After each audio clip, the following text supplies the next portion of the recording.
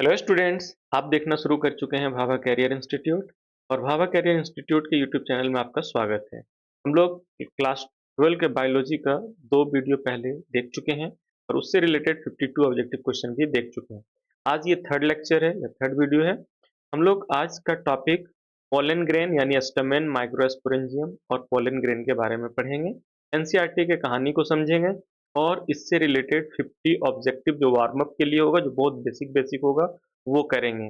और उसके बाद जो नेक्स्ट वीडियो आएगा उसमें आप पोलन ग्रेन से अभी तक जितना भी मेडिकल एग्जाम में क्वेश्चन आ चुका है वो कलेक्ट किए हुए हैं वो कराएंगे। पर 2025 तक अगर हम सिर्फ पोलन ग्रेन टॉपिक से देखें कितना क्वेश्चन आ चुका है, या फिर एस्टमन माइक्रोस्पोरेंजियम मिला करके अगर देखें कितना क्वेश्चन आ चुका है, तो उसका नंबर है 21।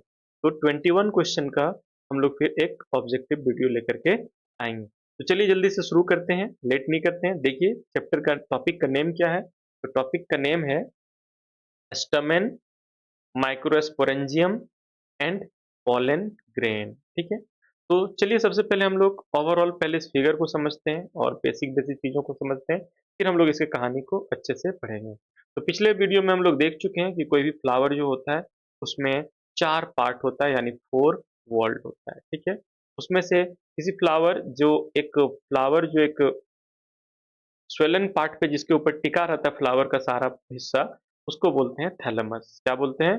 थैलेमस। और थैलेमस के ऊपर सबसे पहले समझिए ओवेरी होता है। क्या होता है? ओवेरी। और ओवेरी के ऊपर क्या होता है? फिलामेंट। और सबसे सॉरी, ओवेरी के ऊपर होता है स्टाइल और उसके ऊपर होता है स्टिग्मा, और ये कहलाता है फीमेल रिप्रोडक्टिव पार्ट। और इसके साइड से निकलता है मेल रिप्रोडक्टिव पार्ट, फिर इधर होता है पेटल और उसके नीचे होता है सेपल। तो अभी हम लोग सिर्फ और सिर्फ इस पार्ट के बारे में पढ़ेंगे, यानी मेल रिप्रोडक्टिव पार्ट के बारे में पढ़ेंगे, और इसी के बारे में आज का वीडियो होने वाला है। तो चलिए समझते हैं। ये जो आप स्ट्रक्चर देख रहे हैं, यहाँ पे ऊपर वाला जो ये हिस्सा है ये कहलाता है एंथर। क्या कहलाता है? एंथर। और नीचे जो ये सिलिंड्रिकल पोर्शन है इसको बोलते हैं फिलामेंट। क्या बोलते हैं? फिलामेंट। ठीक है, तो फिलामेंट और एंथर इसको कहते हैं हम लोग फिलामेंट। तो फिलामेंट और एंथर दोनों मिल करके कहलाता है स्टमेन। क्या कहलाता है? स्टमेन।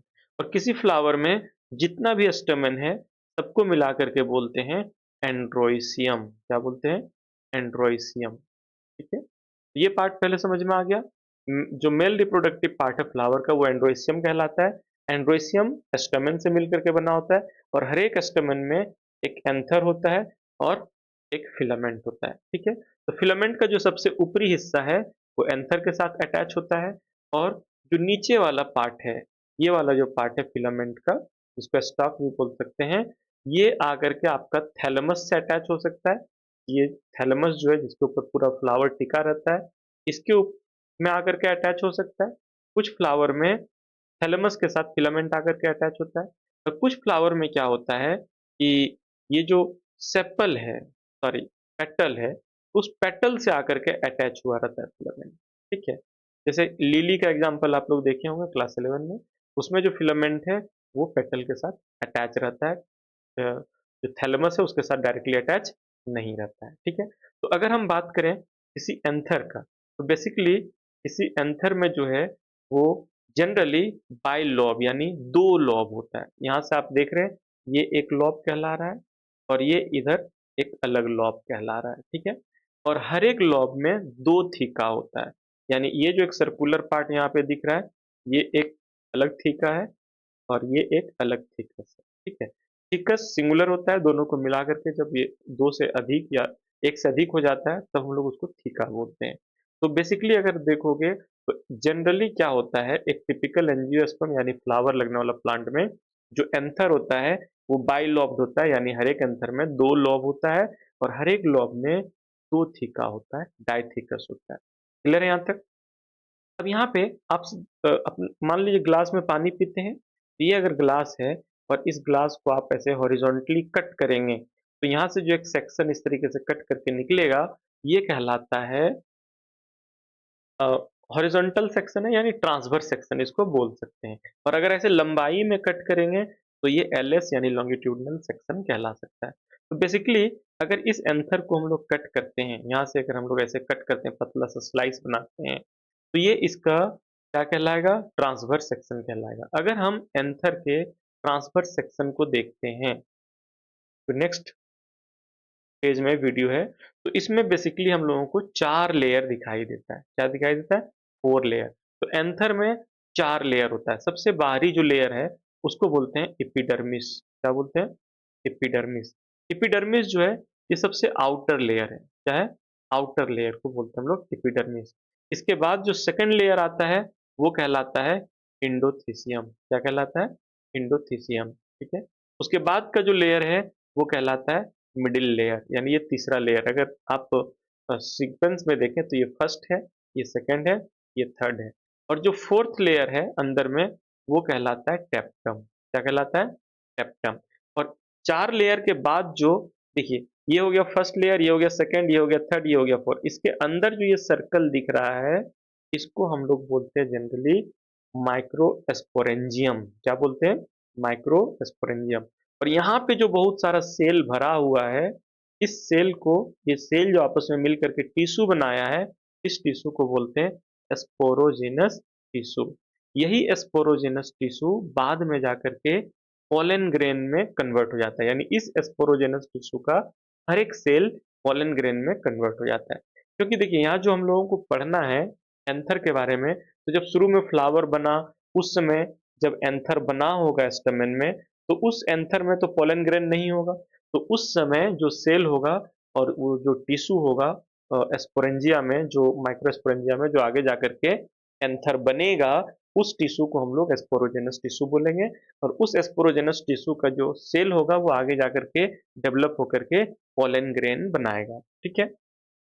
जिस तरीके से किसी सोसाइटी में आप कोई भी ओल्ड पर्सन को डायरेक्टली नहीं देखते हैं, जो आज बच्चा है वही जवान होगा और वही जाकर के आगे बूढ़ा होगा। जो बूढ़ा है, ये 100% कंफर्म है कि आज से कुछ साल पहले वो बच्चा रहा होगा, उसके बाद जवान हुआ होगा, तभी वो आज बूढ़ा है, नहीं तो डायरेक्ट बूढ़ा यहाँ पैदा नहीं हो सकता कोई।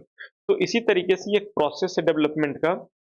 पॉलन ग्रेन अगर कहीं फ्लावर से निकल रहा है, तो वो पॉलन ग्रेन शुरुआत में जब फ्लावर बन रहा होगा, तो उसके स्टमेन में एस्पोरोजेनस टिश्यू के फॉर्म में होगा। एस्पोरोजेनस टिश्यू का जो सेल होगा, वही बाद में जाकर के पॉलन ग्रेन बनेगा, डेवलपमेंट होकर के सबसे लास्ट फेज में पॉलन ग्रेन बनेगा। तो यहाँ पे आपको बेसिकली इसका जो सीक्वेंस में लेयर का नाम याद रखना है कि एपिडर्मिस सबसे बाहरी लेयर है, इंडोथीसियम सेकेंड लेयर है, मिडिल लेयर है, उसके बाद उसके चौथा लेयर का नाम है कैप्टम। अब काम क्या है?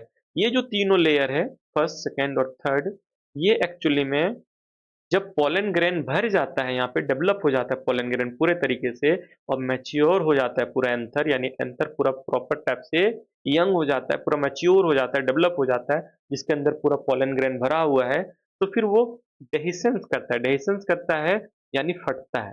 यानी आप इस फिगर में देख सकते हैं कि जब यहाँ पे पूरा पोलन ग्रेन बन करके रेडी हो गया इस थिकस में, दोनों थिकस में, तो ये जो पार्ट कनेक्ट था, एक दूसरे से जुड़ा हुआ था, वो अब खुल गया है और यहाँ से पोलन ग्रेन रिलीज होना शुरू हो जाएगा। तो इसी को बोलते हैं डेहिसेंस। डेहिसेंस यानी जो एंथर है उसका ओपन होना, खुलना, ताकि जो वहाँ पे पोलन ग्रेन उसके अंदर बना है, वो बाहर निकल सके। ठीक है? इसको बोलेंगे डेहिसेंस। और डेहिसेंस होने में, यानी एंथर को ओपन होने में, खुलने में जो मदद करता है, वो ये 3 लेयर है। ये डेहिसेंस में मदद करेगा। समझ पा रहे हैं यहाँ तक? और ये जो फोर्थ लेयर है, जो हम लोग टेप्टम बोल रहे हैं, ये इसका फोर्थ लेयर है। ये बेसिकली नरिशमेंट प्रोवाइड करता है। क्या प्रोवाइड करता है? नरिशमेंट, यानी जो पोलन ग्रेन, जो स्पोरोजेनस टिश्यू में जो सेल है, वो सेल जब पोलन ग्रेन में कन्वर्ट हो रहा होगा मियोसिस प्रोसेस से, तो उस समय उसको जो न्यूट्रिशन चाहिए, जो खाना पीना चाहिए, जो उसको खाने पीने के लिए यूजफुल मटेरियल चाहिए, ताकि उसको यूज करके वो पोलन ग्रेन में कन्वर्ट हो सकेगा, वो चीजें कौन प्रोवाइड करेगा? वो प्रोवाइड करेगा कैप्टम। तो यहाँ तक क्लियर होना चाहिए सब चीजें। ठीक है? अगर हम इतना समझ चुके हैं, फिर हम लोग अब आते हैं कि ये जो पोलन ग्रेन रिलीज होगा, स्टमन से जो पोलन ग्रेन रिलीज होगा, उस पोलन ग्रेन का शेप कैसा होगा? तो बेसिकली अगर हम पोलन ग्रेन का आर्किटेक्चर यानी डिजाइन देखें, तो वो लगभग स्फेरिकल होता है, और अलग अलग फ्लावर के पोलन ग्रेन का शेप और स्ट्रक्चर में थोड़ा चेंजेज होता है। आर्किटेक्चर देखोगे तो यहाँ पे अलग-अलग तरह का ये जो शेप दिख रहा है, कोई फुटबॉल जैसा दिख रहा है, कोई काँटा वाला बॉल जैसा दिख रहा है, कोई छोटा-छोटा बॉल जैसा दिख रहा है, तो ये सब पोलन ग्रेन है। क्या है? पोलन ग्रेन है। पोलन ग्रेन के ऊपर बेसिकली अगर देखेंगे तो 2 स्ट्रक्चर होता है, 2 लेयर होता है। सबसे पहले पोलन ग्रेन क्योंकि एक सेल है, तो इसके ऊपर एक सेल मेम्ब्रेन होगा। सेल मेम्ब्रेन के ऊपर एक लेयर होगा जो कंटीन्यूअस होगा, मतलब एक समझो कि आपके पास फुटबॉल है और उसके ऊपर चारों तरफ से एक लेयर चढ़ा हुआ है। इसको बोलते हैं इंटाइन। क्या बोलते हैं? और जो सबसे ऊपर में जो लेयर होगा, वो लेयर पूरे में कंटीन्यूअस नहीं होगा, कहीं-कहीं पे एब्सेंट होगा। और जो सबसे बाहरी लेयर है, जो कहीं-कहीं पे एब्सेंट है, उसको बोलते हैं एक्साइन, ठीक है? और एक्साइन जहाँ पे एब्सेंट है, यहाँ पे एक्साइन नहीं है, तो यहाँ पे एक होल होगा, ठीक है? इसको बोलते हैं जर्म पोर। क्या बोलते हैं? जर्म पोर, ठीक है? एक्साइन जो है, वो बहुत ही इम्पोर्टेंट ऑर्गेनिक मटेरियल से बना होता है। नाम है उसका स्पोरोपोलेनिन और ये अभी तक का सबसे ज़्यादा मोस्ट रेसिस्टेंट ऑर्गेनिक मटेरियल है। इसको ना तो कोई एंजाइम पचा सकता है, ना तो कोई एसिड गला सकता है और ना ही इसको कोई बेस यानी कोई पानी में घुलने वाला बेस जिसको अल्कली बोलते हैं, वो भी इसको गला नहीं सकता है। तो ये भी याद रखिएगा। और ये कंटीन्यूअस नहीं है, कहीं-कहीं पे ये ओपन पोर है मतलब होल्स है जिसके थ्रू पोलन ट्यूब बाहर आएगा जिसको जर्म पोर बोलते हैं। ठीक है? और चीज़ें क्या याद रखना है बेसिकली समझेंगे, इंटाइन जो है वो किस चीज़ से बना है, एक्साइन तो समझ गए स्पोरोपोलेनिन से बना है, मोस्ट रेसिस्टिव मटेरियल है, इसको कोई एंजाइम नहीं गला सकता है, कोई एसिड नहीं गला सकता है। इंटाइन किससे बना है? इंटाइन बना है सेल्यूलोज और पेक्टिन से और ये कंटीन्यूअस है, कहीं भी इसमें होल्स नहीं होता है। अब जनरली क्या होता है कि जो पोलन ग्रेन रिलीज होता है, कहाँ से रिलीज होता है? एंथर से, उसमें 2 सेल होता है। कितना सेल होता है? 2 सेल और ध्यान रखिएगा ये जनरली बोल रहे हैं हम। ये वेजिटेटिव सेल है जो बड़ा वाला दिख रहा है और ये जो छोटा सेल है वो जेनरेटिव सेल कहला रहा है। ठीक है? एक्चुअली में 60% आगे देखोगे तो 60% एंजियोस्पर्म में यानी फूल लगने वाला जितना भी पौधा है उसमें 60% पौधा में ऐसा है कि जो पोलन ग्रेन निकलता है उसमें 2 सेल होता है, वेजिटेटिव सेल और जेनरेटिव सेल। 40% में 3 सेल होता है। यानी पोलन ग्रेन के अंदर 3 सेल होता है। एक वेजिटेटिव सेल होता है और 2 जेनरेटिव सेल होता है, ठीक है? 60% जो एंजियोस्पर्म है, उसमें 60% जो फूल लगने वाला पौधा है, उसमें पोलन ग्रेन 2 ही सेल में निकलता है। लेकिन ये पोलन ग्रेन जब ओव्यूल में पहुँचता है फर्टिलाइज़ेशन के लिए, तो ये जेनरेटिव सेल जो 1 था, वो 2 हो जाता है। ये भी पोलन ट्यूब में जाते-जाते 2 सेल में बँट जाता है और 2 जेनरेटिव सेल वहाँ पे बन जाता है। तो एक ये चीज़ आपको ध्यान देना है, ठीक है? यहाँ पे एक चीज़ और वेरी इम्पोर्टेंट, यहाँ पे जो सेल डिवीज़न होता है, जो पोलन ग्रेन जो 1 सेल है उससे डिवाइड होकर के जब 2 सेल बनता है, तो असिमेट्रिक स्पिंडल बनता है।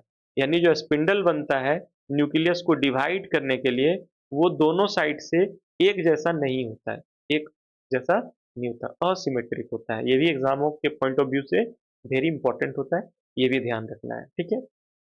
चलिए अब और आगे बात करते हैं। तो आगे देखोगे तो क्या पोलन से एलर्जी होता है? हाँ, बहुत सारा ऐसा प्लांट है जो हमारे हैबिटेट में नहीं था। दूसरे जगह से ये कंटामिनेटेड के थ्रू आ चुका है, मतलब मान लो कि कोई प्लांट था जो इंग्लैंड में पाया जाता था या रसिया में पाया जाता था, वहाँ से हम लोगों ने गेहूँ मँगाया, उसके साथ उस प्लांट का दाना भी आ गया और वो यहाँ पे इंडिया में ग्रो हो गया।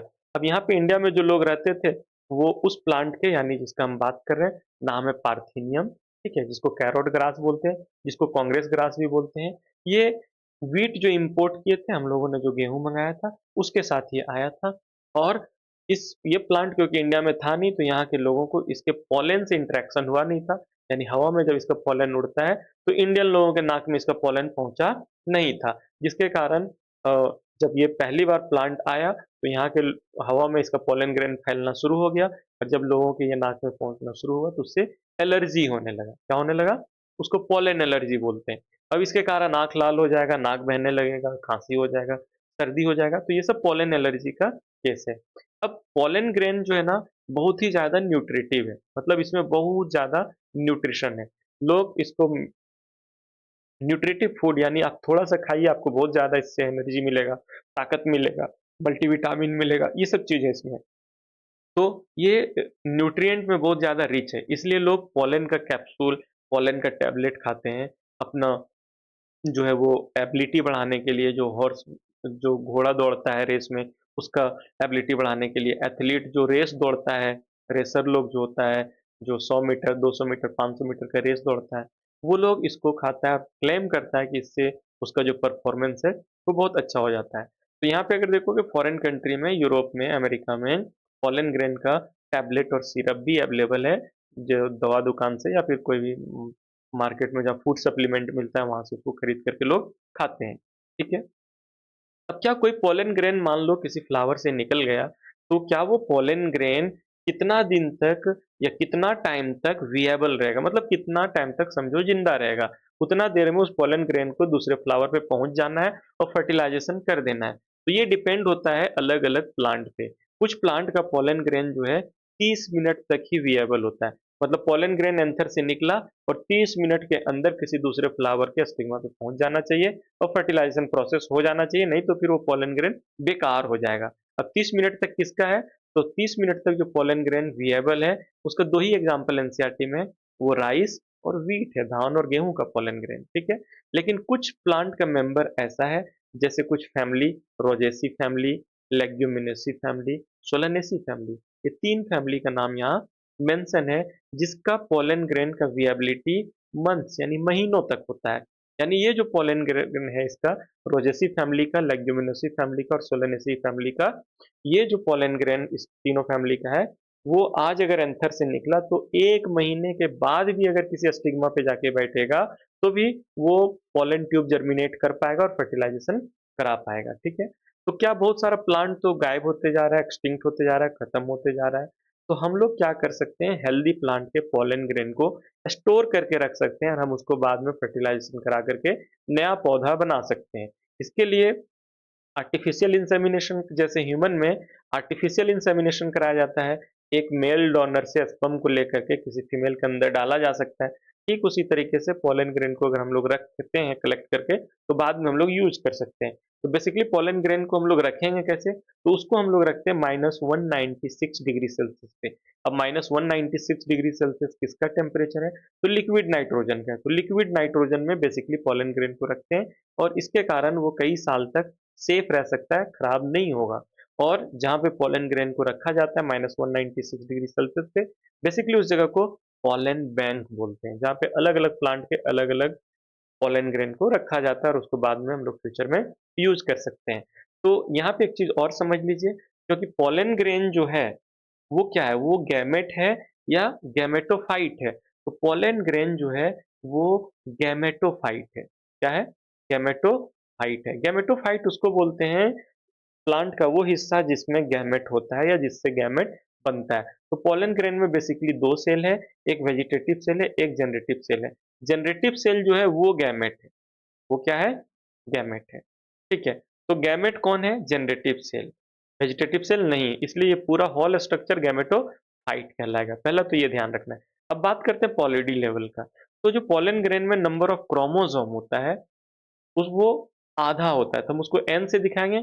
और जो सेल से बन रहा है, जो सेल से बना ये पोलन ग्रेन, उसमें जो नंबर ऑफ क्रोमोसोम होता है वो 2n होगा, तो उसका आधा n हो जाएगा। ठीक है, तो ये हैप्लॉइड कहलाएगा। क्या कहलाएगा? हैप्लॉइड कहलाएगा। पोलन ग्रेन हैप्लॉइड होता है, बेसिकली उसमें जो सेल होता है उसमें नंबर ऑफ क्रोमोसोम हाफ होता है। जिससे बनता है, जो स्पोरोजेनस टिश्यू का जो सेल है जिससे पोलन ग्रेन बनता है, वो डिप्लॉइड होता है। ठीक है, तो ये बेसिकली जानना है। अब कोई डिप्लॉइड सेल से सेल डिवीजन होकर के हैप्लॉइड सेल बन रहा है, तो इस प्रोसेस को मियोसिस बोलते हैं। क्या बोलते हैं? मियोसिस। यानी पोलन ग्रेन बनने का जो सेल है, मतलब प्रोसेस है सेल डिवीजन, वो मियोसिस है। ठीक है। अब बेसिकली क्या है कि हम लोग क्लास 11 में देखे होंगे कि जो मेल गैमेट होता है उसको जनरली माइक्रोस्पोर बोलते हैं। क्या बोलते हैं? माइक्रोस्पोर। ठीक है। और फीमेल गैमेट को मेगास्पोर बोलते हैं, साइज के बेसिस पे मेगास्पोर बोलते हैं। ठीक है। तो माइक्रोस्पोर का जो फॉर्मेशन होगा वो स्पोरोजेनस टिश्यू का जो सेल होगा उससे माइक्रोस्पोर बनेगा, यानी पोलन ग्रेन बनेगा। प्रोसेस मियोसिस होगा। और ये जो सेल है मेगास्पोर, मदर सेल कहलाएगा फीमेल के केस में, और माइक्रोस्पोर मदर सेल कहलाएगा मेल के केस में, जिसमें डिवीजन होकर के माइक्रोस्पोर बनेगा। तो बेसिकली जो 2n क्रोमोसोम है, डिप्लॉइड जो है, जो स्पोरोजेनस टिश्यू बनाया है, वो सेल क्या कहलाएगा? Microspore mother cell, microspore mother cell कहलाएगा। और उसमें मियोसिस होगा और माइक्रोस्पोर बनेगा, यानी पोलन ग्रेन बनेगा, यानी मेल गैमेट बनेगा। तो ये एक मोटा-मोटी इस टॉपिक का ओवरव्यू दिए। अब जल्दी से हम लोग इस कहानी को समझते हैं, एनसीईआरटी कैसे उस चीज़ को बताया, उस चीज़ को समझते हैं। और एनसीईआरटी लाइन बाय लाइन पढ़ना ज़रूरी है, क्योंकि जब तक आप लाइन बाय लाइन नहीं पढ़ेंगे, आप नीट के एग्ज़ाम में क्वेश्चन को एक बार पढ़ के नहीं समझ पाएँगे। और फिर उससे आपको क्वेश्चन बनाने में ज़्यादा वक़्त लगेगा, फिर आप ज़्यादा क्वेश्चन को सही नहीं कर पाएँगे और फिर आप सिलेक्शन से चूक जाइएगा। तो चलिए, आपको एनसीईआरटी लाइन बाय लाइन तो पढ़ना है और जितना ज़्यादा से ज़्यादा हो सके उतना पढ़ना है। हम उसको ईज़ी करने की, कि आप एक बार पढ़ें और आसानी से समझ में आए, उसके लिए ये वीडियो बना रहे हैं। तो चलिए समझते हैं। कि ध्यान दीजिएगा, फिगर में दिखाया है 2 पार्ट्स होता है किसका? एक स्टमन का। स्टमन में कितना पार्ट है? बेसिकली एक लॉन्ग, लंबा और सिलेंडर के जैसा, ये जो पाइप के जैसा तुम देख रहे हो, उसको फिलामेंट बोलते हैं। और टर्मिनल, यानी जहाँ पे ये फिलामेंट खत्म होता है, टर्मिनेट करता है, खत्म होता है, वहाँ पे एक बाइलॉब्ड स्ट्रक्चर है, जिसको एंथर बोलते हैं। क्या बोलते हैं? एंथर बोलते हैं। और प्रोक्सिमल, यानी नीचे के साइड जहाँ पे स्टमन खत्म होता है, सॉरी, फिलामेंट खत्म होता है, वो कहाँ पे जाकर के अटैच होगा? वो थैलेमस से अटैच होगा, नहीं तो फिर पेटल से अटैच होगा। तो लिली फ्लावर में, जो लिली फ्लावर है, उसमें जो फिलामेंट है, वो पेटल से, पेटल किसको बोलते हैं? ये जो कलरफुल पार्ट होता है, जो कलरफुल पार्ट पत्ता जैसा होता है, उसको पेटल बोलते हैं। तो ये मेल वाला पार्ट का जो फिलामेंट है, वो इसी से जुड़ा हुआ आकर के रहता है कुछ प्लांट में। ठीक है? अगर नंबर और लेंथ बात करें स्टैमेन का, कि एक फूल में कितना स्टैमेन होगा और क्या उसका लंबाई होगा, तो ये वेरिएबल होता है। अलग-अलग फ्लावर में नंबर ऑफ स्टैमेन अलग होता है और उसका लेंथ भी अलग-अलग होता है। ठीक है? हो सकता है किसी फ्लावर में सारा स्टैमेन का साइज़ सेम हो सकता है कि किसी फ्लावर में 4 स्टैमेन बड़ा-बड़ा हो और 4 स्टैमेन छोटा-छोटा हो, तो वो वेरिएबल है यहाँ पर।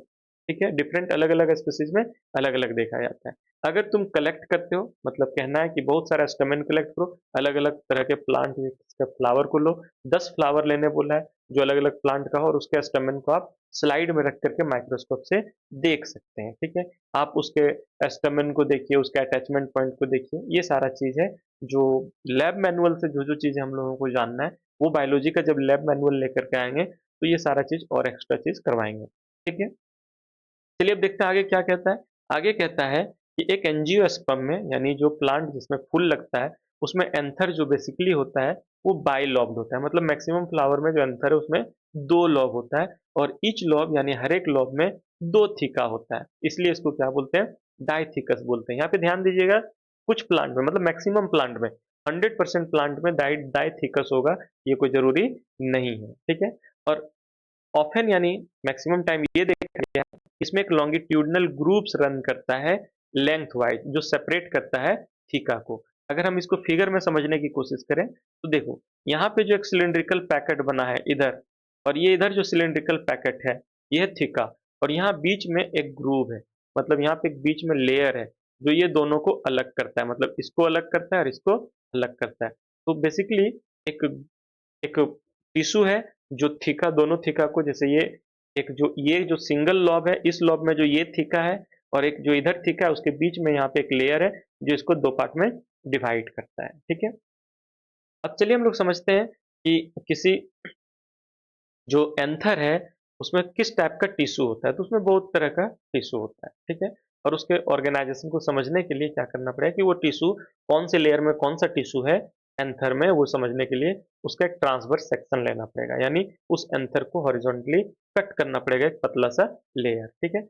एक बाइलॉब नेचर जो एंथर होता है, अगर हम उसको देखें, तो उसका ट्रांसवर्स सेक्शन को अगर देखते हैं एंथर का, तो वेरी क्लियरली वो दिखता है। और उसमें एंथर का जो टीएस देखने से पता चलता है, इसमें फोर साइडेड, यानी टेट्रागोनल स्ट्रक्चर है।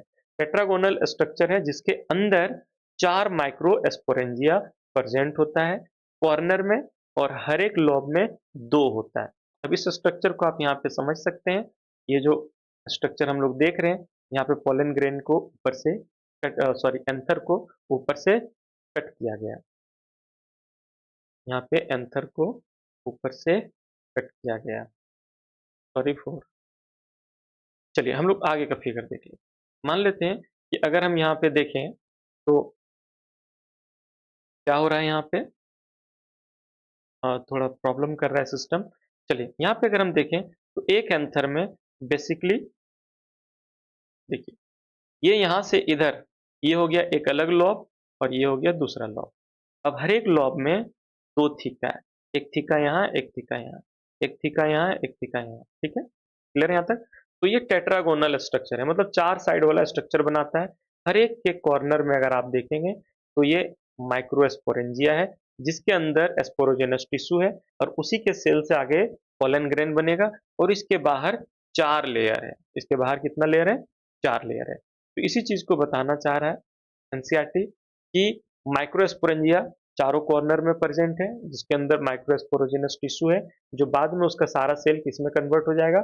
उसका सारा सेल पोलन ग्रेन में कन्वर्ट हो जाएगा।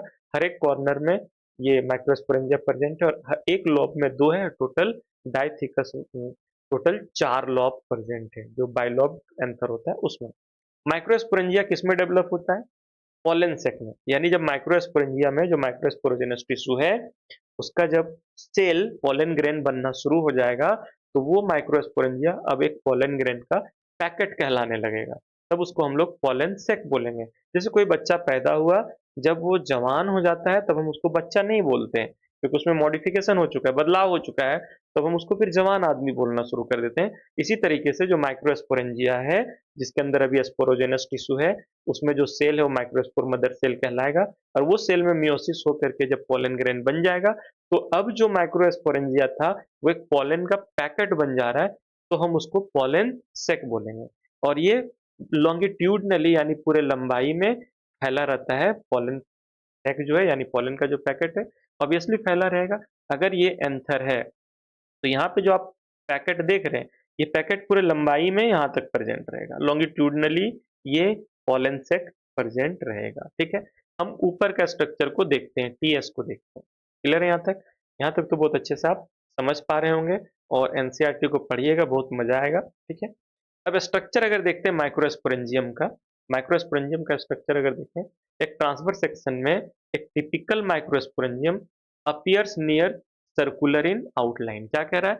जो माइक्रोस्पोरेंजियम है वो तो ऐसे सर्कुलर फॉर्म में 4 ठो प्रेजेंट है। क्लियर है यहाँ तक? Generally surrounded by 4 wall layer, और ये माइक्रोस्पोरेंजिया जनरली 4 वॉल के लेयर से घिरा हुआ होता है।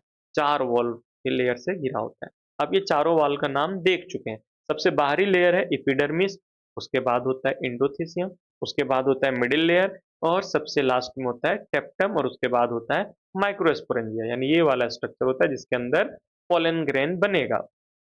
जो आउटर 3 वॉल है, यानी जो एपिडर्मिस, एंडोथेसियम और मिडिल लेयर है, ये क्या फंक्शन परफॉर्म करता है? तो ये प्रोटेक्शन का काम करता है।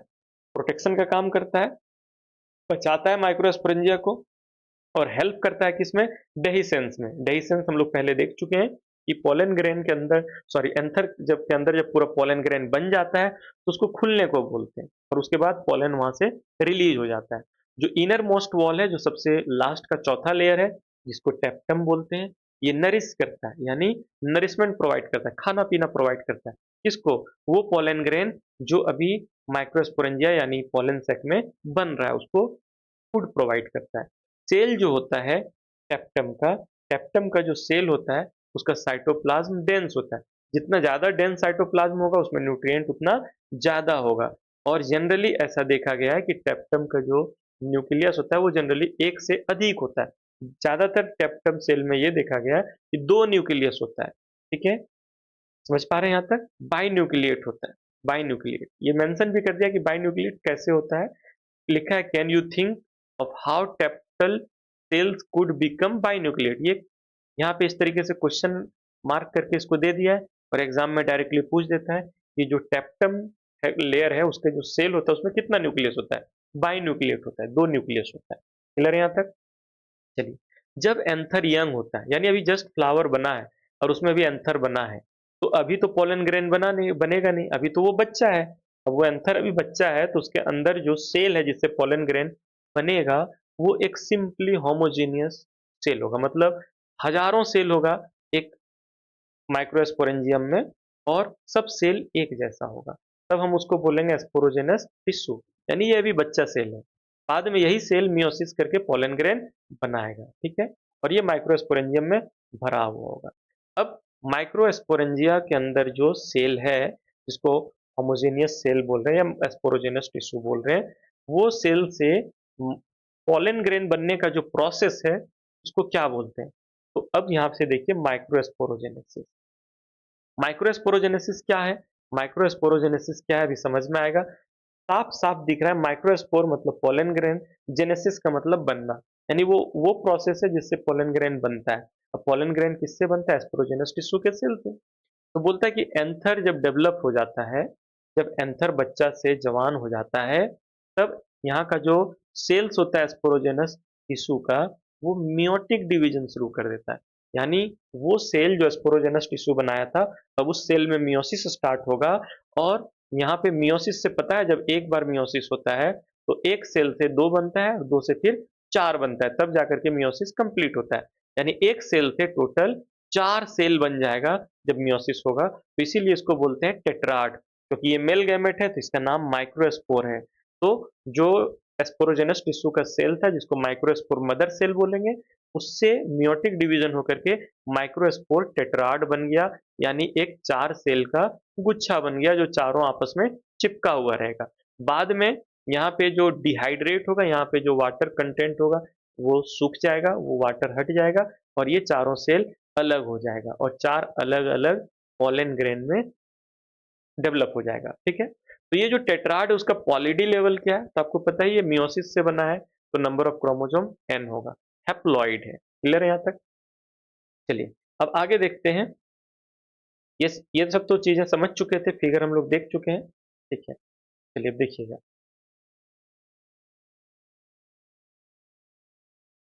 हर एक स्पोरोजिनस जो ईच सेल यानी हर एक सेल जो स्पोरोजिनस टिश्यू में है, वो कैपेबल यानी वो डिवाइड होकर के पोलन ग्रेन बना सकता है, माइक्रोस्पोर टेट्राड बना सकता है, ठीक है?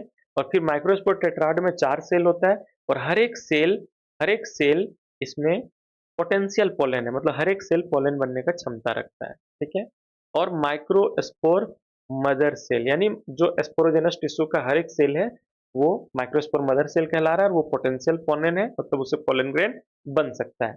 जो प्रोसेस है, जिस प्रोसेस के थ्रू माइक्रोस्पोर्स का फॉर्मेशन होता है, यानी माइक्रोस्पोर मदर सेल से माइक्रोस्पोर यानी पोलन ग्रेन का जो फॉर्मेशन होता है, इस प्रोसेस को बोलते हैं माइक्रोस्पोरोजेनेसिस और ये मियोसिस के थ्रू सेल डिवीजन जो है वो मियोसिस के थ्रू होता है, ठीक है? जो माइक्रोस्पोर बनता है बेसिकली वो 4 माइक्रोस्पोर एक साथ बनता है, तो इसीलिए इसको बोलते हैं क्या? कि क्लस्टर ऑफ 4 सेल्स होता है, यानी 4 सेल का एक गुच्छा होता है जिसको माइक्रोस्पोर टेट्राड बोलेंगे। क्लियर है यहाँ तक? जो एंथर होता है वो जब मैच्योर हो जाता है, पूरा यंग हो जाता है, मैच्योर हो गया, उसके अंदर पूरा पोलन ग्रेन बन करके भर गया, तो मैच्योर डिहाइड्रेट होना मतलब मैच्योर एंथर डिहाइड्रेट यानी वहाँ का वाटर लॉस होने लगता है, सूखने लगता है। तो जो माइक्रोस्पोर टेट्राड था, जो 4 सेल आपस में जुड़ा हुआ था, वो डिसोसिएट होगा। पानी जिससे इससे सूखेगा, ये 4 अलग-अलग सेल में डिवाइड हो जाएगा। क्लियर है यहाँ तक? और जब ये 4 सेल अलग-अलग सेल में डिवाइड हो जाएगा, तब ये कहलाएगा पोलन ग्रेन। क्या कहलाएगा? पोलन ग्रेन, ठीक है? हर एक माइक्रोस्पोरेंजियम के अंदर यानी जो एंथर में जो ट्यूब है, पैकेट है, जो पहले स्पोरोजेनस टिश्यू से भरा हुआ था, वो पोलन ग्रेन से भर जाएगा, पोलन सैक कहलाने लगेगा।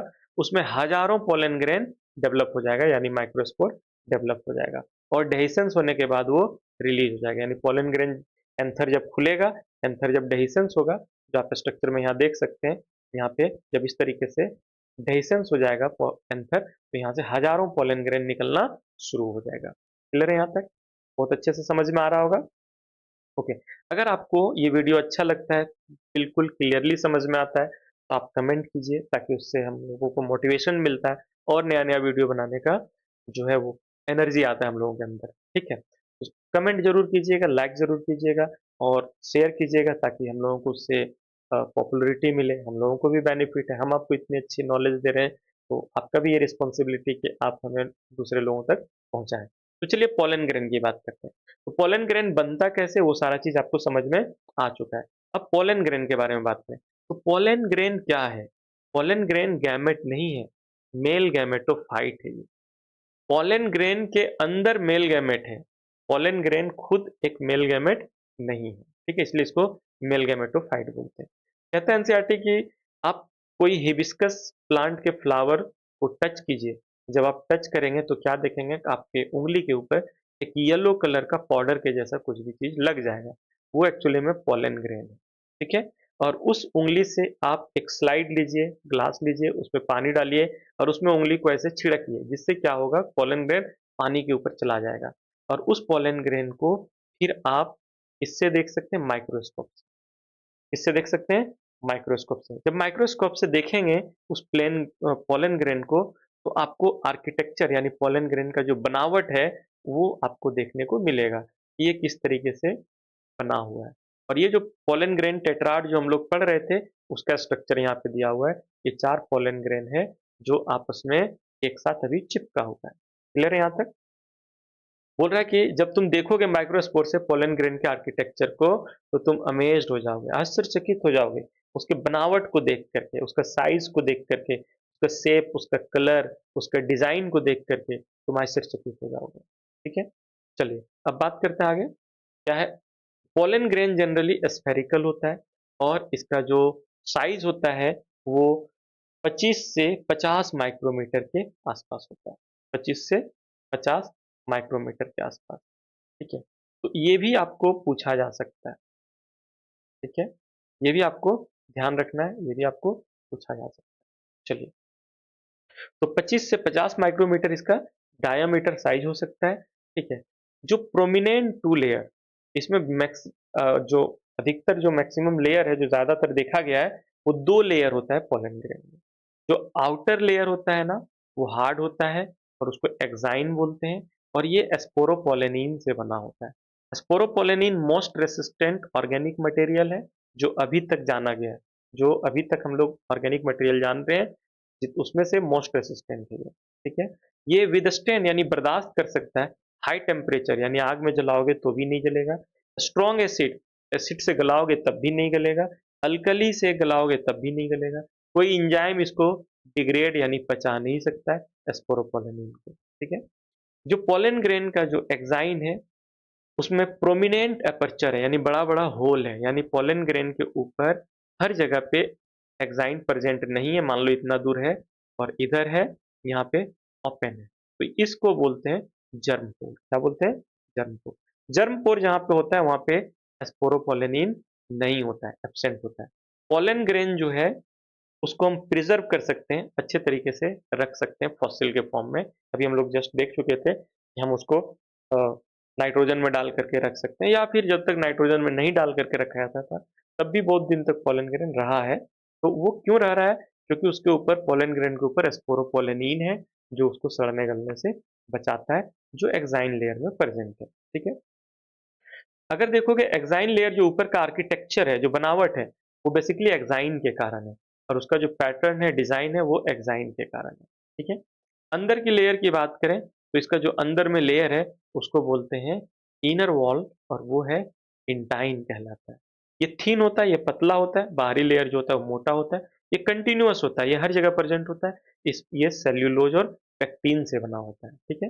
साइटोप्लाज़्म जो पोलन ग्रेन का होता है, उसके ऊपर प्लाज्मा मेम्ब्रेन होगा, कोई भी सेल है तो उसके ऊपर प्लाज्मा मेम्ब्रेन रहेगा ही, ठीक है? जब पोलन ग्रेन मैच्योर होता है, जनरली जब पोलन ग्रेन पूरे तरीके से डेवलप हो जाता है, तो उसमें 2 सेल होता है। एक कहलाता है वेजिटेटिव सेल और दूसरा कहलाता है जनरेटिव सेल, ठीक है? अगर वेजिटेटिव सेल बड़ा होता है, बेसिकली यहाँ पे आप देख सकते हैं वेजिटेटिव सेल का साइज़ जो है वो बड़ा होता है और अबंडेंट फूड रिज़र्व, और उसमें बहुत ज़्यादा फूड मटेरियल जमा होता है, ठीक है? किसके लिए रहता है ये? बेसिकली पोलन के अंदर जो जनरेटिव सेल है, उसको मैच्योर करने के लिए, ठीक है? और इसका जो न्यूक्लियस का साइज़ है ना, वो भी बड़ा होता है। आप देख सकते हैं कि जो न्यूक्लियस है जनरेटिव सेल का, और जो अ, न्यूक्लियस है वेजिटेटिव सेल का, तो वेजिटेटिव सेल का न्यूक्लियस बड़ा है और जनरेटिव सेल का जो है न्यूक्लियस वो स्मॉल है। ठीक है यहाँ पे? तो आप देखेंगे न्यूक्लियस का साइज़ जो है इर्रेगुलर है और लार्ज है, ठीक है? जनरेटिव सेल की अगर बात करें तो वह छोटा होता है और वो फ्लॉट करते रहता है, यानी साइटोप्लाज्म जो वेजिटेटिव सेल का साइटोप्लाज्म है, उसमें ये तैरते रहता है, ठीक है? ये स्पिंडल शेप का होता है। बेसिकली जो जनरेटिव सेल है उसका शेप एक लंबा सा शेप होता है, स्पिंडल शेप का होता है। ठीक है, क्लियर है यहाँ तक? चलिए अब आगे देखिएगा। जो बेसिकली जो 60% एंजियोस्पर्म है, यानी जितना भी फूल लगने वाला पौधा है उसमें से 60% यानी 100 में 60 प्लांट में जो पोलन ग्रेन रिलीज होता है, सेट करता है, निकलता है, झड़ता है, जब किससे एंथर से, तो उसमें 2 सेल होता है। ठीक है? लेकिन 40% जो बच रहा है उसमें 3 सेल होता है। ठीक है? रिमेनिंग स्पीसीज जो होता है जनरेटिव सेल का, वो डिवाइड करता है mitotically to give rise to 2 male gamete before pollen grain are shed. यानी कुछ में क्या है कि पोलन ग्रेन एंथर से बाहर निकलने के बाद उसमें 2 सेल होता है और कुछ में 3 सेल होता है। ठीक है? तो जिसमें 2 सेल हैं वो 60% पौधा में वैसा है, और जिसमें 3 सेल है वो 40% में है। लेकिन ऐसा नहीं कि जिसमें 2 सेल है उसमें 3 सेल नहीं होता। ये भी जब पोलन ग्रेन पहुंचता है किस पे, स्टिग्मा पे, तो वहां पे पहुंचने के बाद इसमें भी 3 सेल हो जाता है, याद रखिएगा। पोलन ग्रेन जो है मैनी स्पीसीज का उससे एलर्जी होता है। क्या होता है, ब्रोंकियल एप्लीकेशंस होता है। जैसे मतलब सांस लेने में प्रॉब्लम होता है, जो लंग्स में ब्रोंकाई है उसमें इन्फेक्शन होना शुरू हो जाता है। ठीक है? जिससे क्रोनिक रेस्पिरेटरी डिसऑर्डर होता है। क्रोनिक यानी ऐसा बीमारी जो लंबे टाइम तक रहे, और रेस्पिरेटरी यानी सांस से रिलेटेड प्रॉब्लम हो, जैसे अस्थमा हो जाता है, ब्रोंकाइटिस हो जाता है, ये सब। और ये सब यहाँ मेंशन करना जरूरी है कि किसके पॉलन ग्रेन से बेसिकली होता है, पार्थिनियम, जिसको कैरोट ग्रास बोलते हैं, कांग्रेस ग्रास भी बोलते हैं। ये प्लांट एक्चुअली में इंडिया में नहीं पाया जाता था। ये इंडिया आया कैसे, तो कॉन्टामिनेंट यानी जो हम लोगों ने इंपोर्ट किया, वीट गेहूं मंगाया दूसरे देश से, उसके साथ पार्थिनियम का दाना भी यहाँ पे पहुंच गया। और अभी ये बहुत ज्यादा पाया जाता है, हर जगह पाया जाता है इंडिया में। और इसके पोलन ग्रेन से पोलन एलर्जी ज्यादातर लोगों को होता है। यहाँ तक समझ पा रहे हैं? अब हम लोग क्या देखेंगे कि पोलन ग्रेन जो होता है वो बेसिकली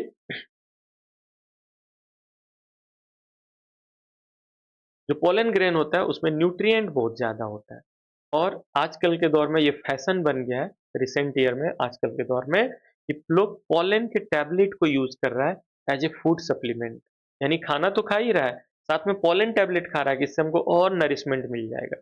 वेस्टर्न कंट्रीज में, जो पश्चिमी देश है, अमेरिका वगैरह, वहाँ पे large number of pollen product tablet के फॉर्म में, सिरप के फॉर्म में अवेलेबल है मार्केट में, और लोग उसको खरीदते हैं और कंज्यूम करते हैं। और इसका कंजम्पशन क्यों करते हैं? क्योंकि वो क्लेम करता है, दावा करता है कि इससे परफॉर्मेंस बढ़ जाता है, इंक्रीज हो जाता है परफॉर्मेंस। किस चीज़ का? एथलीट जो रेस दौड़ता है वो आदमी का, या रेस में दौड़ने वाले घोड़ा का परफॉर्मेंस बढ़ जाता है। यहाँ तक समझ में आ रहा होगा बहुत आसानी से। चलिए अब क्या आगे देखिएगा। जब एक बार पोलन ग्रेन सेड यानी झड़ जाता है, एंथर से बाहर आ जाता है, तो पोलन ग्रेन को कहाँ पहुंचना रहता है? स्टिग्मा पे, फीमेल पार्ट के स्टिग्मा पे पहुंचना रहता है। तो वहां तक उसको जिंदा पहुंचना है। अगर मर करके पहुंचेगा तो फिर वहां पे जो फर्टिलाइजेशन का प्रोसेस है वो पूरा कर ही नहीं पाएगा। तो उससे पहले वो विएबिलिटी लॉस ना करे। ठीक है? और विएबिलिटी अगर लॉस कर देगा तो फिर फर्टिलाइजेशन नहीं होगा। विएबिलिटी लॉस नहीं करेगा, जिंदा रहेगा, तभी फर्टिलाइजेशन होगा। तो फिर हम लोग सोचते हैं कि कितना देर तक पोलन ग्रेन जिंदा रहता है, यानी विएबल रहता है। ठीक है? तो इसका जो पीरियड है कि पोलन ग्रेन कितना दिन तक जिंदा रहेगा, वो वैरी करता है, वेरिएबल है। अलग अलग में, अलग अलग प्लांट में पोलन ग्रेन अलग अलग टाइम तक जिंदा रहता है। ठीक है? अगर हम ये किस चीज पे डिपेंड करता है कि कितना दिन तक पोलन ग्रेन जिंदा रहेगा, विएबल रहेगा, तो ये डिपेंड करता है टेम्परेचर एंड ह्यूमिडिटी, कि टेम्परेचर कितना है सराउंडिंग का, और ह्यूमिडिटी यानी हवा में मॉइस्चर यानी पानी कितना है, भाप के फॉर्म में पानी कितना है। अगर कुछ सीरियल्स की बात करें, जैसे राइस, जैसे व्हीट, धान, गेहूँ, इसका पोलन ग्रेन जो है वो 30 मिनट तक विएबल रहता है। पोलन ग्रेन एंथर से निकलने के बाद 30 मिनट के अंदर स्टिग्मा तक पहुंच जाना चाहिए, तभी फर्टिलाइजेशन होगा, नहीं तो फर्टिलाइजेशन नहीं होगा।